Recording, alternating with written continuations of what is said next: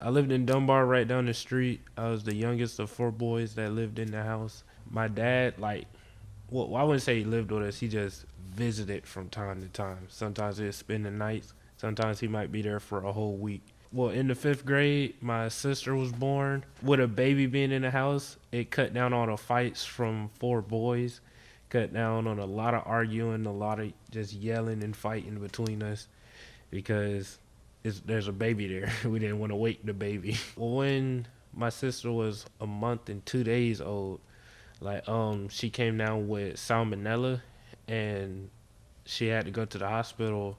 She was prescribed some medicine, but she was too small when she was born, so they couldn't give her the medicine through her veins. So the doctor took it upon himself to go through her neck, and that bust her heart, ending her life. That time in my life, I was like 10 years old.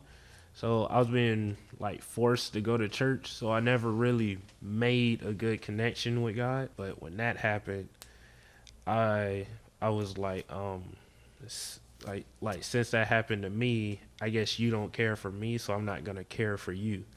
And I just went way off the wrong path. In my elementary school, I even ended up fighting the assistant principal, and he was actually the first one to sit me down and start talking through it because he was the first one who told me that he recognized the change. From my mom's perspective, she just emotionally checked out. Like, she was there, but she wasn't emotionally effective with us. And my dad, like he even though he barely came around before, it was way less now. I didn't get the father figure of that love from him at the time. My depression ended up getting worse, cause like I said, from fifth grade all the way through high school, I just felt like no one cared about me. I was so depressed and I felt so alone that I just ended up going to the train tracks because I was like, I'm done with it.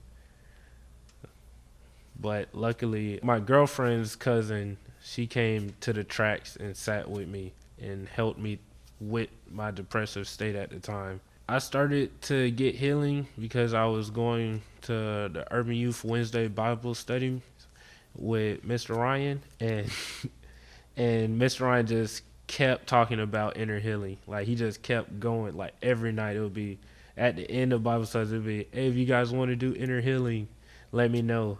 And after a while of hearing it, I just felt like it was for me. When I went to inner healing, they forced me to visit my past, and I noticed that the biggest hurt was with losing my sister. Like, all the other things hurt, but not compared to her memory. And I prayed for God to heal me of that pain, and it literally felt like a mountain getting off of my heart. After inner healing, like, that was the real turning point that I had, where it was no longer God didn't care about me. Because of inner healing forcing me to look back on my past, I saw that God was with me the whole time because He never let anything bad really come to me.